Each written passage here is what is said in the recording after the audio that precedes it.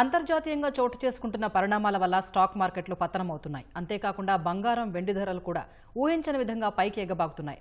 డాలర్తో పోలిస్తే రూపాయి మారకం విలువ పడిపోతోంది. ఈ అంశాలపై Vivekam financial services private limited MD VVK ప్రసాద్తో మా ప్రతినిధి శ్రీకాంత్ మరిన్ని వివరాలు అందిస్తారు. స్టాక్ మార్కెట్లో అస్థిరత చోటు చేసుకుంటుంది. ఒక్కసారిగా షేర్లన్నీ కూడా పడిపోతున్నాయి. దీనికి కారణం అమెరికా వ్యవహార శైలి. ట్రంప్ ఇప్పటికే సుంకాలు విధించారు. అంతేకాకుండా యూరోప్ దేశాలపైన కూడా సుంకాలు విధిస్తామని ప్రకటిస్తున్నారు. అంతేకాకుండా ఇరాన్పై అనధికారికంగా యుద్ధం చేయడం, వెనిజులాపై దాడి చేయడం, ఇవన్నీ అంతర్జాతీయంగా సమీకరణాల వల్ల స్టాక్ మార్కెట్ పడిపోతుంది. ప్రస్తుతం ఈ అంశాలపై కేవలం స్టాక్ మార్కెటే కాకుండా రూపాయి మారక విలువ, అంతేకాకుండా బంగారం, వెండి ధరలు విపరీతంగా పెరిగాడు. ఈ అంశాలన్నిటిపైన వివేకం financial services private limited MD VVK Prasad గారు మనతో ఉన్నారు. ఆయన అడిగి మరొక తెలుసుకున్నాం. నమస్కారం సార్. సార్, ఎందుకు సార్ ఈ స్టాక్ మార్కెట్ ఒక్కసారిగా అంటే భారత్ స్టాక్ మార్కెట్ కూడా పడిపోతుంది? అంతర్జాతీయంగా చోటు చేసుకుంటే పరిణామాలు దీనికి కారణం కదా. ఏమే అంశాలు దీనిలో ముడిపడి ఉన్నాయి? అనేక అంశాలు ముడిపడి ఉంటాయి. మొట్టమొదటి చెప్పాలంటే మనం చూడవలసింది ఏంటంటే, అమెరికా యొక్క ఆంక్షల మూలంగా భారతదేశంలో వ్యాపారాలకు ఏదైనా దెబ్బ తగులుతుందంటే కొద్దిగా దెబ్బ తగలక తప్పదు.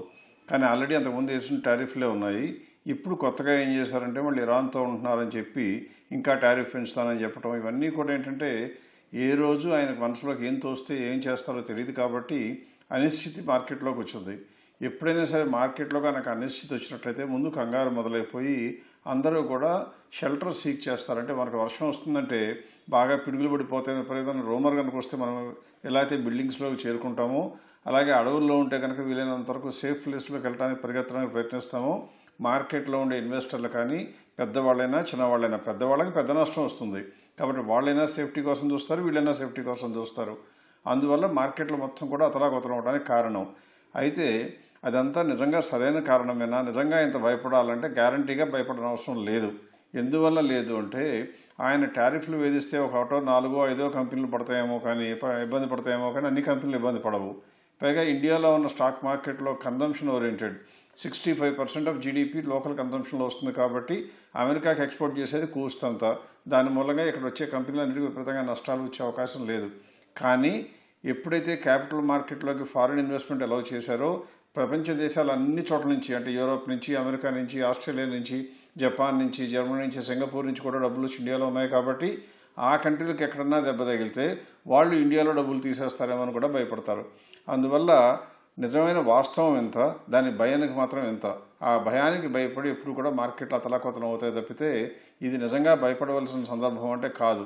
ఎప్పుడు భయపడాలి అంటే కార్పొరేట్ ఎర్నింగ్స్ కనుక దెబ్బతింటూ ఇండియాలో కనుక గ్రోత్ స్టంట్ అయిపోయి పెరగటం లేదని తెలిస్తే భయపడాలి. కానీ ఇలా బయట ఎక్స్టర్నల్ ఫ్యాక్టర్స్ మూలంగా ఎంత ప్యానిక్ రావడానికి అవసరం లేదు. పైగా అంత ప్యానిక్ కూడా అనుకోకల 1%, 2% లేదా మ్యాక్సిమం 4% పడిపోతే ప్యానిక్ అనకూడదు.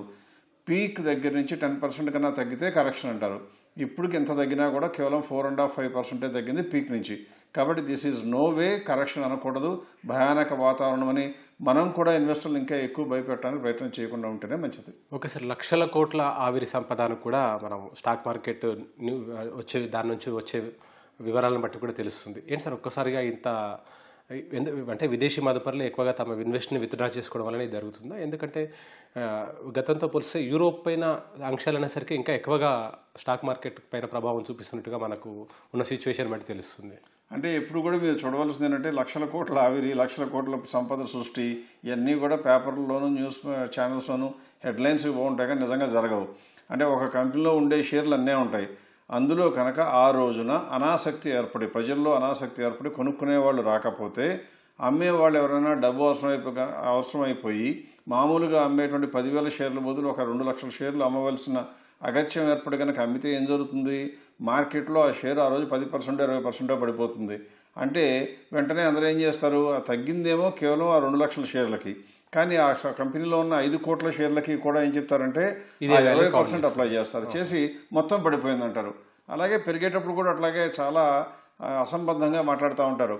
కొన్న క్వాంటిటీ ఇంత, కానీ దానికోసం మార్కెట్లో కంపెనీలో ఉన్న అన్ని షేర్లకి వాల్యూ పెరిగిపోయినట్టుగా మాట్లాడతారు. ఇది ఎట్టి పరిస్థితుల్లో కూడా వాంఛనీయం కాదు. అలానే తప్పని చెప్పలేము, నిజమే. కానీ ఆ రేటుకి అమ్మడానికి ఎవరు రారు కదా. కాబట్టి నెక్స్ట్ డే ట్రాన్సాక్షన్ జరగకపోవచ్చు. అందువల్ల ఏ రేటు వద్దనైతే మార్కెట్లో సజావుగా వ్యవహారాలు జరుగుతూ అమ్మకాలు కొనుగోళ్లు జరుగుతాయో ఆ రేటు స్థిరంగా తగ్గి వస్తే అప్పుడు తగ్గిందని చెప్పడం కరెక్ట్. కానీ ఇలా ఒకరోజు తగ్గిన దాని ప్రకారం 10 లక్షల కోట్లు ఆవిరని చెప్పడం అనేది ఆవిరి కాదు. 10 లక్షల కోట్లు మనం ఎక్కడో లాకర్లో పెట్టుకున్నాం, తీసి చూడలేదు కాబట్టి అక్కడే ఉంటాయని నమ్మకంగా ఉండాలి. ఆ రేటు తగ్గిన మాట వాస్తవమే, కానీ 4 రోజులు అయితే మళ్ళీ అదే పెరుగుతుంది. సో ఇది ఇటువంటి భాషణ యూజువల్గా అభిలషణీయం కాదు. కానీ దురదృష్టవశాత్తు ప్రపంచవ్యాప్తంగా ఇవే హెడ్లైన్స్ వస్తూనే ఉంటాయి. ఓకే సార్, అంటే గత 2024, 2025 ఆల్మోస్ట్ స్టాక్ మార్కెట్ అంత ఆశాజనకంగా లేదు. అంటే ఈ 2025 సంవత్సరానికి ఈ 2026 ప్రారంభం నుంచి ఎట్లా ఉంది సార్ స్టాక్ మార్కెట్, దాన్ని కంపేర్ చేస్తే? అంటే మొట్టమొదటి చూడాలంటే 2024 కూడా 25 మొత్తం బాగాలేదు. 2024 నుంచి చూస్తే 24 సెప్టెంబర్ 27వ తారీఖున దాదాపు ఆల్ టైం పీక్ టచ్ అయిన తర్వాత ఆ తర్వాత 15% పడిపోయింది మార్కెట్. అది పడిపోయిందంటే మార్కెట్ పీక్ దగ్గర నుంచి 15% వరకు పడిపోయి మళ్ళీ పుంజుకుని ఆ రేటుకు వచ్చేసింది. అంటే అర్థం ఏంటి, 24 సెప్టెంబర్ నుంచి 26 జనవరికి చూస్తే పెద్దగా తగ్గింది లేదు, పెరిగింది లేదు, చిన్నగా 2-3% కన్నా. అందువల్ల అది తగ్గింది అని చెప్పడం అనేది భావ్యం కాదు. కానీ అట్ ద సేమ్ టైం చూడాల్సింది ఏంటంటే ఎప్పుడు హిస్టారిక్ హైస్ టచ్ అవుతూ ఉంటాయి మార్కెట్లో because of inflation, because of deficit funding, deficit బడ్జెట్ల మూలంగా. ఇండియాలో కూడా అలాగే జరగాలి. కానీ ఆ డెఫిసిట్ ఫండింగ్ సంవత్సరానికి 3% దాదాపుగా ఫిస్కల్ డెఫిసిట్ ఉన్నా కూడా ఇది మనకి ఇంకా పెరగలేదండి. ఆ 3-4% అన్నా పెరగడం అనేది నార్మల్ అని చెప్తూ ఉంటాం. అందువల్ల 3% పెరగకపోతే అది పెరగలేదు కదా, తగ్గిందనే చెప్పడం కూడా కరెక్ట్ స్టాక్ మార్కెట్లో. అందువలన పెరగలేదు, ఎందుకంటే 2 సంవత్సరాలు దాదాపుగా 16 మంత్స్కి వచ్చేటప్పటికి కూడా 5% కూడా పెరగలేదు కాబట్టి కొద్దిగా నిస్సత్వం రావడం కరెక్టే. కాకపోతే ఇక్కడ గమనించాల్సింది ఏంటంటే ఎవరైనా సరే పిండి కొద్దీ రొట్టె అంటే కంపెనీల యొక్క సత్తా బాగుండి వాళ్ళ లాభాలు పెరుగుతూ బిజినెస్ కనుక ఎక్స్పాండ్ అవుతుంటే రేట్లు ఎక్కువ పెట్టి కొనడానికి ముందుకు వస్తారు. కానీ బిజినెస్ కనుక స్టంట్ అయిపోయి స్టాగ్నేట్ అయిపోతుంటే కొనరు. ఇప్పుడు వరకు వచ్చిన రిజల్ట్స్ చూస్తే అంటే జనవరి 26లో డిసెంబర్ వరకు వచ్చిన రిజల్ట్స్ చూస్తుంటే ఆశాజనకంగా లేవంటే ఆశాజనకంగానే ఉన్నాయి, ఉత్సాహభరితంగా ఉన్నాయంటే లేవు. అంటే కొద్దిగా టెపిడ్ అనమాట, కొద్దిగా పెరుగుతున్నాయి, తగ్గట్లేదు కానీ కొద్దిగా పెరుగుతున్నాయి. అది చాలటం లేదు ఒకటి. రెండవది మీరు చెప్పినట్టుగా ఎఫ్ఐఎస్ అమ్ముతానంటాం. ఎఫ్ఐఎస్ అమ్మటానికి కారణం ఇండియన్ మార్కెట్ మీద నమ్మకం కోల్పోయి కాదు, అమెరికాలో వచ్చిన ఉపద్రవం మూలంగా అందరూ కూడా ఒక దగ్గరికి తీసుకొచ్చుకుని కన్సాలిడేట్ చేయడం. అందువల్ల ఇటువంటిది ఎక్కువ రోజులు భయపడవలసిన అవసరం లేదు. మెయిన్ ఇంకొక కారణం, మేజర్ కెలామిటీ ఏం జరుగుతుందంటే ఇండియాలో చిన్న ఇన్వెస్టర్లు, మిడిల్ క్లాస్ ఇన్వెస్టర్లని ప్రలోభ పెట్టడానికి చాలా పెద్ద దిగ్గజ బ్రోకింగ్ సంస్థలన్నీ కూడా మార్జిన్ ట్రేడింగ్ ఫెసిలిటీ అని చెప్పి ఎక్కువ మందిని అట్రాక్ట్ చేస్తున్నాయి. అంటే వీళ్ళందరికీ డబ్బులు ఊరికే ఇస్తామన్నట్లుగా, అప్పిస్తామంటే ఊరికే ఇస్తామన్నట్లుగా ఇచ్చి వాళ్ళ చేత కొనిపిస్తారు. ఆ కొన్న షేర్లు కనుక ఇప్పుడు మీరు చెప్పినట్లుగానే ఒకదానికి ఒకరికన్నా రేటు తగ్గితే వీళ్ళు అన్నీ రేటు పడిపోతాయని చెప్పి ఆ మార్జిన్ కనుక క్యాష్లో కట్టకపోతే మొత్తం అమ్మేస్తారు. ఈ మార్జిన్ ట్రేడింగ్ ఫెసిలిటీ ట్రిగ్గర్ అయ్యేది ఎప్పుడు అంటే మార్కెట్లో ఒక్కసారి ఫాస్ట్గా పడితే ట్రిగ్గర్ అవుతాయి. ఏదన్నా మంచి కంపెనీలో చూస్తే అంటే బాగా యాక్టివ్గా ఉన్న కంపెనీ వేరు, మంచి కంపెనీ వేరు. బాగా యాక్టివ్ అంటే ట్రేడింగ్ అనమాట, ఆశలు నమ్మకాలు ఎక్కువ ఉంటే దానిలో విపరీతంగా కొంటూ ఉంటారు. అందులో ఎప్పుడు కూడా ప్రీమియమ్స్ ఎక్కువ ఉంటుందో మార్జిన్ ట్రేడింగ్ ఫెసిలిటీ దానిలోకి వెళ్తుంది. అందులో వెళ్ళినప్పుడు ఒకసారి 5% పడితే మామూలుగా 5% తగ్గితే ఇంకొక 10% కనీసం ఈ మార్జిన్ ట్రేడింగ్ ఫెసిలిటీ మీద తగ్గుతుంది. అందువల్ల అసలు కన్నా కొసరు ఎక్కువ ఇబ్బంది పెడుతున్నమాట వాస్తవం. ఎవరైతే డబ్బుతో కొనుక్కుంటారో, కొద్దిగా రీసెర్చ్ చేసి కొనుక్కుంటారో వాళ్ళకి భయపడవలసిన అవసరం లేదు, ఉండదు, ఉండకూడదు. సార్ మామూలుగా స్టాక్ మార్కెట్కి బంగారం వెండికి ఏమైనా లింక్ ఉంటుందా సార్? ఎందుకంటే ఒక్కసారిగా స్టాక్ మార్కెట్ పడిపోయినప్పుడు బంగారం వెండి ధరలు పెరగడం చూసాం. అంతేకాకుండా అంతర్జాతీయంగా ఆశించిన అంటే అనిశ్చితి ఉంటే కూడా బంగారం వెండి ధరలు పెరగడం చూస్తున్నాం. ఎందుకు సార్ ఈ లింకు? ప్రస్తుతం ఈ బంగారం వెండి ధరలు ఎందుకు ఇట్లా అబ్నార్మల్గా పెరుగుతున్నాయి? ఇప్పుడు కూడా బంగారం వెండి ధరలు పెరగడానికి ఎప్పుడు కూడా చెప్తూ ఉంటాం కదా, ఎప్పుడైతే నమ్మకం లేదో ఆ నమ్మకం కనుక కోల్పోయినప్పుడు అంటే ఆర్థిక వ్యవస్థల పైన, ఆర్థిక పునాదుల మీద నమ్మకం సన్నగిల్లినప్పుడు ఫస్ట్ జరిగే పని డబ్బు అంతా కూడా బంగారం, గోల్డ్ ఇటువంటి మెటల్స్లోకి వెళ్ళిపోతుంది. కారణం ఏమిటి అని ఆలోచిస్తే ప్రపంచంలో ఎవరి దగ్గరైనా విపరీతంగా డబ్బు పేరుకుంటే ఎక్కడైనా సరే ఇన్వెస్ట్ చేయగలిగేంత అవకాశాలు అన్ని చోట్ల ఉండవు. అలా ఇన్వెస్ట్ చేయగలిగిన ఏకైక సాధనం ప్రపంచవ్యాప్తంగా ఏ దేశంలో ఉన్నా కూడా చలామణి అయ్యేది బంగారము, వెండి. వెండి ఈ మధ్యన వచ్చిందనుకోండి, మామూలుగా బంగారం ఎప్పటి నుంచో ఉంది. అందువల్ల బంగారం రేటు పెరగడానికి కారణం మనం ఫీల్ అవటం కాకుండా ప్రభుత్వాలు అంటే ఉన్నటువంటి దేశాలు, అనేక దేశాలు ఇటువంటి అసంతృప్తిని వెళ్ళగక్కడంతో అమెరికన్ డాలర్ని మన దగ్గర ఉంచుకుంటే రేపు ట్రంప్ గారు ఏం చేస్తారో తెలియదు కాబట్టి అమెరికన్ డాలర్ వాల్యూ విపరీతంగా పడిపోతే మన దగ్గర ఉన్న ఫారిన్ కరెన్సీ అంతా దెబ్బతింటుంది. అంటే ఏం జరుగుతుంది, ఇండియా దగ్గర ఉన్న డాలర్లు కోట్ల రూపాయలు ఉంటే దాని వాల్యూ తగ్గితే ఇండియాలో ఉన్న రూపాయలు మొత్తం సక్ చేసేయాలి, ఆర్బీఐ తీసేయాలి. ఎందుకంటే ఇండియాలో ఉన్న రూపాయలు మన దగ్గర ఉన్న ఫారిన్ ఎక్స్చేంజ్ రిజర్వ్స్, గోల్డ్ అన్నీ కలిపి దానికి సమతూకంగా వేసి ఒక 6% టైమ్స్ ఎంతో రిలీజ్ చేస్తూ ఉంటారు. ఈ డబ్బు రిలీజ్ చేస్తే ఇండియాలో విపరీతమైన ఇబ్బంది వస్తుంది. అందుకని బ్యాలెన్స్ షీట్ అనేది ఏం చేశారు మన దేశంలో 21% దాదాపుగా లాస్ట్ అక్టోబర్ నుంచి ఈ అక్టోబర్ కనుక చూసినట్లయితే అంటే 25 అక్టోబర్కి 21% వరకు మనకున్న డాలర్ల యొక్క విలువని అమెరికన్ సెక్యూరిటీలు మనకు వద్దు అని అవన్నీ అమ్మేసి బంగారం కొనుక్కున్నారు. అంటే మనుషులు కొంటే ఇంత కొంటాం అంత కొంటాం బంగారం, ప్రభుత్వాలు కొంటే టన్నులు కొంటాయి. అలా 1000 టన్నులు కొన్నారని తెలిసింది. మొత్తం ఇండియాని కాదు మొత్తం ప్రపంచవ్యాప్తంగా ఇలా 1000 టన్నుల బంగారం కొనడంతో విపరీతమైన డిమాండ్ రావడంతో పెరిగింది. ఇక్కడి నుంచి పడిపోదా అంటే పడిపోదని కూడా చెప్పలేము. ఈ అనిశ్చితికి తెరబడితే మళ్ళీ మొత్తం కూడా వెనక్కి కరెక్ట్ అవుతుంది. మొత్తం కిందకు వస్తుందా లేదని స్పెక్యులేషన్ లేదా ఊహాగానం చేయడం మంచి పద్ధతి కాదు. కానీ బంగారం as a investment asset is not correct. బంగారం as a hedge against uncertainty is 100% accurate. అందుకే అన్ని రిజర్వ్ బ్యాంకులు కొంటున్నాయి, ఇండియా ఒకటే కాదు. చైనా విపరీతంగా కొంటుంది, జపాన్ కూడా కొంటుంది, అందువల్ల పెరిగింది అన్నమాట. సార్ వెండి బంగారంతో అంటే సాధారణంగా బంగారం మీరు చెప్తున్నట్టు కూడా బంగారం ఎక్కువగా పెరుగుతుందంటారు. కానీ ఇప్పుడు ఊహించిన విధంగా వెండి దాదాపు 2025 జనవరిలో సుమారు 90,000 కిలో మీద ఉన్నట్టుంది. ఇప్పుడు 3,25,000 3,30,000 అంటే దాదాపు 3.5 రెట్లు పెరిగింది. ఎందుకు సార్ ఇంత అబ్నార్మల్గా వెండి పెరగడానికి కారణం ఏంటి? బంగారం ఆస్తి ఏది అని చూస్తే ఫస్ట్ బంగారం వస్తుంది, తర్వాత వెండి వస్తుంది. డైమండ్స్కి వచ్చినప్పటికీ క్వాలిటీ అసెస్ చేయడం కష్టం. బంగారానికి వెండికి ఎక్కడైనా అసెస్ చేయించవచ్చు కాబట్టి అందరూ బంగారం వైపు మొగ్గు చూపారు.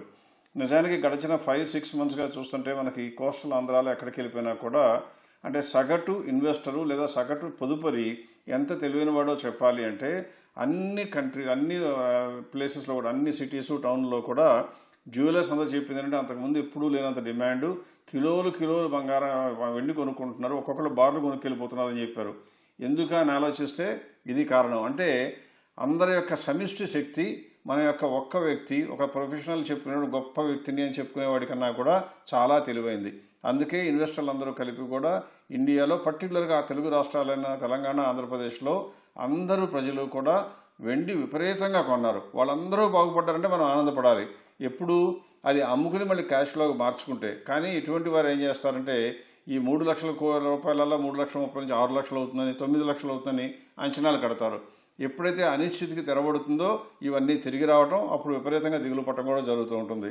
సో అవసరమైన సమయంలో మంచి ఆస్తిలో ఇన్వెస్ట్ చేయడం ఎంత గొప్పో, ఆ యొక్క పరిస్థితి చేయి దాటిపోతుంది అనుకున్నప్పుడు అమ్ముకుని మళ్ళీ తిరిగి డబ్బు రూపంలోకి రావడం కూడా తెలివైన వాళ్ళ పని.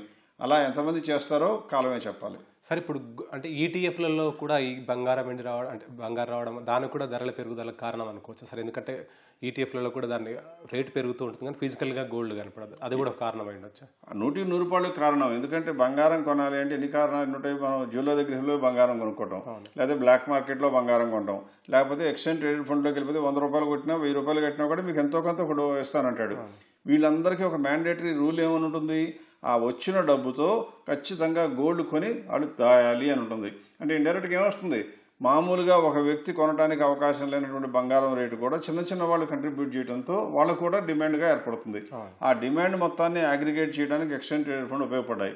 అంతకుముందు అవి లేవు కాబట్టి ఫిజికల్గానే గోల్డ్ కొనవలసి వచ్చేది. 1 గ్రామో 10 గ్రాములో కొనాలన్నా ఇంత డబ్బులు కావాలి కాబట్టి అవకాశం ఉండేది కాదు. ఇప్పుడు 10 గ్రాములు కొనక్కర్లా, 10,000 రూపాయలు పెట్టి కూడా గోల్డ్ కొనొచ్చు మీరు. అందువల్ల గోల్డ్కి ఉన్న డిమాండ్ మొత్తం అగ్రిగేట్ అయిపోయింది. ఇంతమంది వచ్చారు కదా అని సప్లై ఏమైనా పెరిగే అవకాశం ఉందా? లేదు. ఎప్పుడైతే సప్లై పెరిగే అవకాశం లేకుండా డిమాండ్ పెరుగుతుందో ఆటోమేటిక్గా రేటు పెరుగుతుంది. అది అంతర్జాతీయంగా ఆమోదయోగ్యమైనటువంటి పెరుగుదలే కాబట్టి తక్కువేం లేదు. ఇంకొకటి కూడా మీరు అడిగారు, రూపాయికి డాలర్ పడిపోయింది, రూపాయి పడిపోతుంది కదా డాలర్ అన్నారు. ఇక్కడ మీరు ఇదొక అంశం, డాలర్కి రూపాయికి మారకం విలువలో బాగా పడిపోయింది అంటారు. బాగా పడిపోయింది అంటే బాగా ఎప్పుడు కూడా మన దగ్గర ఉన్న ఆస్తులు ఒక 10,000 రూపాయలు అనుకోండి, నేను నోటు రాసి ఎవరి దగ్గర డబ్బు తీసుకుంటాను అంటే ఒక విలువ ఉంటుంది. నా దగ్గర 10,000 రూపాయలు ఉంటాయి.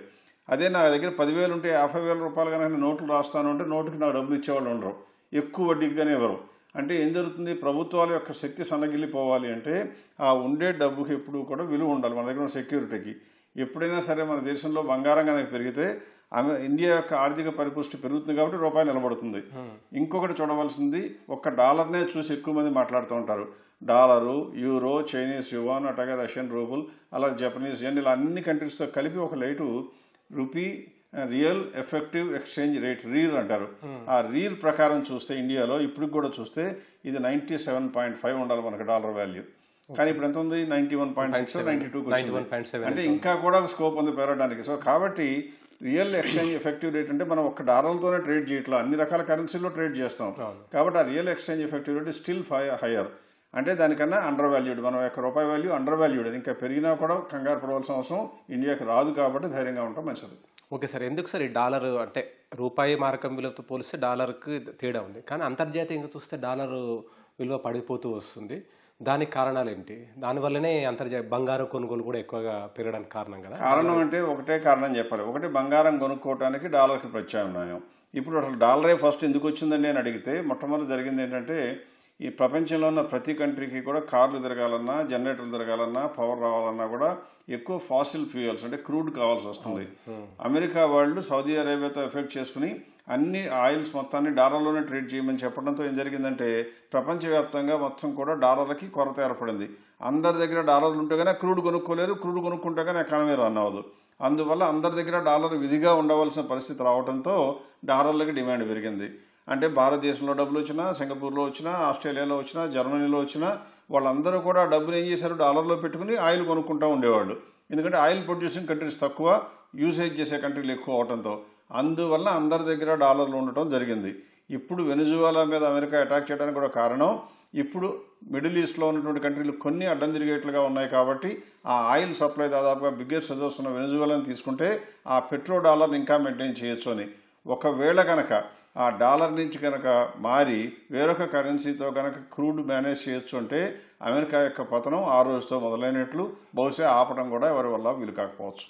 ఓకే సార్, ఈ పరిస్థితి అంటే ఓవైపు స్టాక్ మార్కెట్ అంతర్జాతీయంగా అన్ని స్టాక్ మార్కెట్లు అదే విధంగా ఉన్నాయి. ఓవైపు బంగారం వెండి ధరలు విపరీతంగా అంతర్జాతీయంగా కూడా పెరుగుతూ వస్తున్నాయి. మరోవైపు మన ఇండియా వరకు వచ్చేసరికి డాలర్ రూపీ మధ్య భారీగా తేడా. ఇవన్నీ ఎప్పుడు సర్దుమణిగే పరిస్థితి రావచ్చు సార్? అంచనా అది అంచనా కట్టాలని ప్రయత్నించడం ఒక రకంగా మన శక్తికి మించిన ప్రశ్న. ఎందుకంటే అందరూ సరిగ్గా మాట్లాడేవాళ్ళు, సరైన బిహేవియర్ ఉన్న వ్యక్తులను అయితే బిహేవియర్ ఇలా చేస్తారని ఎక్స్పెక్ట్ చేయొచ్చు. అక్కడ ఉన్నాయని దాదాపుగా పిచ్చి వ్యక్తితో సమానం. ఏ రోజు ఏం చేస్తారో తెలియదు, ఎవరితో గొడవ పెట్టుకుంటారో తెలియదు, స్నేహితులతో గొడవ పెట్టుకుంటారు, సన్నిహితులతో గొడవ పెట్టుకుంటారు, అపోజిషన్ వాళ్ళతో గొడవ పెట్టుకుంటారు, యుద్ధాలు ఆపుతానంటారు, యుద్ధాలు మొదలు పెడతారు. అలాగే గాజా మొత్తం నేను సపోర్ట్ చేస్తానంటారు, గాజా మొత్తం నాకే కావాలంటారు, ఇప్పుడు గ్రీన్లాండ్ మొత్తం కావాలంటారు. ఆయన ఎప్పుడు ఏం చేస్తాడో తెలియదు ఒక మాట. రెండవది, ఆయన ఏం చేస్తే దానికి ప్రతిగా మిగతా కంట్రీలు ఏం చేస్తాయో మనకే తెలియదు. మన దేశం ఏం చేస్తుందోనే మనం ఊహించలేకపోతున్నామే. కాబట్టి ఇటువంటి విపత్కర పరిస్థితుల్లో ఒక రకంగా ఒక హిట్లరో ఒక తొగ్లక్కో ఇద్దరు కలిపితే ఎట్లా వస్తారో అటువంటి వ్యక్తి పెద్ద రాజ్యాన్ని ఏలుతున్నప్పుడు రాబోయే పరిణామాలు ఊహించలేక, ఆ పరిణామాలకు వచ్చేటువంటి ఉపద్రవాలు ఏంటో ఊహించగలగటం, ఎప్పుడు సమస్య పోతుంది అనుకుంటే ఆశావహ దృక్పథంతో రేపే మాయమైపోతే బాగుండని కోరుకోగలం తప్పితే ఎప్పుడు వస్తుంది, ఎప్పుడు ఎండ్ కార్డు పడుతుందంటే ప్రస్తుతం దగ్గరలో మాత్రం ఎండ్ కార్డు పడకపోవచ్చు. ప్రపంచ యుద్ధం స్టార్ట్ కాకపోతే చాలనుకోవాలి, కానీ అంత భయపడవలసిన అవసరం మాత్రం ఉండదు. బికాజ్ ఇప్పుడున్నటువంటి పరిస్థితులు యుద్ధానికి ఇటు పరిస్థితులు ఎవరు కంట్రీలు భరించలేవు. కాబట్టి యుద్ధం వచ్చే ప్రమాదం బాగా తక్కువ, కేవలం భయం మాత్రం ఉంటుంది. ఈ పరిస్థితి మాత్రం ఖచ్చితంగా కొన్ని రోజుల పాటు నెలల పాటు ఖచ్చితంగా కంటిన్యూ అయ్యే అవకాశాలు బాగా ఎక్కువ ఉన్నాయని మాత్రం చెప్పచ్చు. Okay sir, thank you sir. కేవలం అంతర్జాతీయంగా ఈ అనిశ్చితి నెలకొనడానికి ట్రంప్ విధానాలే కారణమని చెప్పి నిపుణులు వివేక ప్రసాద్ గారు చెప్తున్నారు. కొన్ని రోజులు అంటే కాలానుగుణంగా ఈ పరిస్థితులన్నీ కూడా సర్దుమణిగే అవకాశం ఉందని కూడా ఆయన ఆశాభావం వ్యక్తం చేస్తున్నారు. కెమెరా పర్సన్ సూర్యతో శ్రీకాంత్, ఈటీవీ న్యూస్, హైదరాబాద్.